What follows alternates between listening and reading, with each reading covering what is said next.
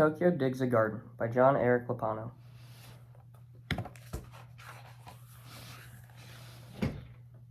Tokyo lived with his mother, his father, his grandfather, and a cat named Kevin in a small house that stood among tall buildings.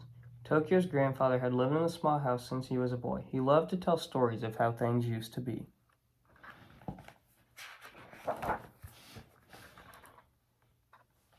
Then the house looked over hills and forests and meadows and streams. Deer grazed on the hills, foxes ran through the forest, birds sang in the meadows, salmon leaped from the streams.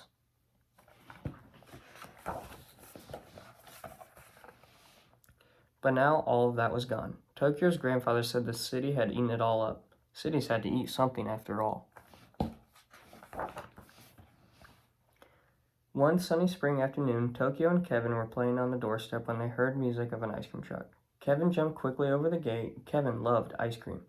But when they got to the street, they saw there was no ice cream truck at all, just an old cart, pulled by an old bicycle, pedaled by an even older woman. The cart was not full of ice cream, it was full of dirt. Kevin was very disappointed.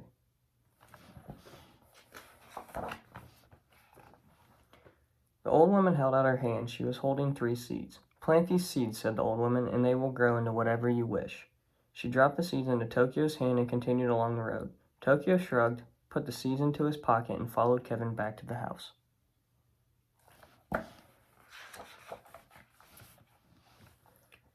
At lunch, Tokyo put the seeds on the table. Grandfather looked at the seeds, then he looked up at the small piece of sky peeking out between the tall buildings. "Today is a good day for planting," he said. Tokyo gulped down his glass of water, pretending he was a city drinking up a deep, cold lake.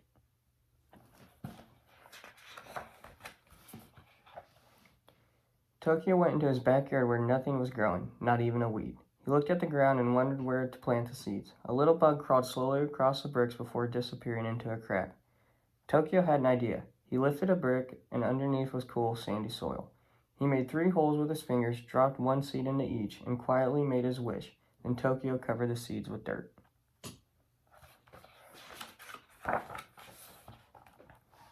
That night, Tokyo dreamed he was riding an old bicycle through the city. All of a sudden, he turned into a fox, and the buildings changed into tall, creaking pines. Kevin dreamed of ice cream.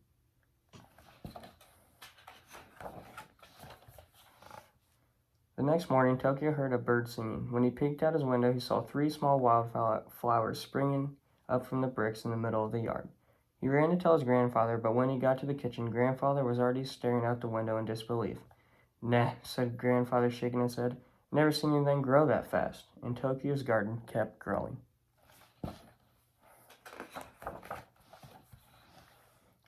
After breakfast, the bricks around the flowers were completely covered with soft, spongy moss.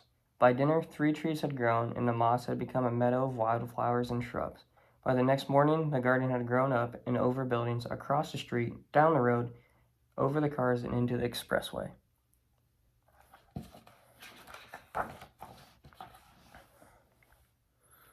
The day after that, huge trees towered over apartments. Their strong roots broke the pavement, vines climbed skyscrapers. Water poured from hydrants, flooding the streets and turning them into rivers.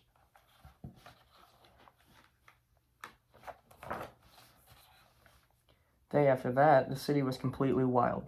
Deer foraged in the office lobbies, rabbits burrowed underneath library carpets, bison stampeded through traffic lights, bears climbed telephone poles to search for honey where bees had made their hives.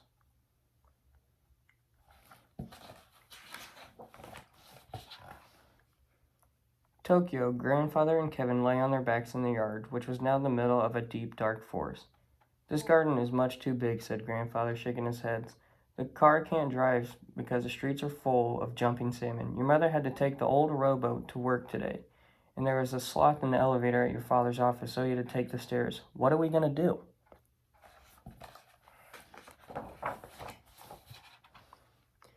Tokyo thought for a moment. Kevin's tails twitched as a pack of monkeys flew from the branch to branch in the canopy above. "I think," said Tokyo, "that we'll just have to get used to it." Grandfather watched a flock of cranes flying across a small piece of sky peeking out between the trees. He remembered how it was when he was a young boy, when he would watch them flying overhead before the winter settled in. "I think maybe you are right," he said. Gardens have to grow somewhere after all.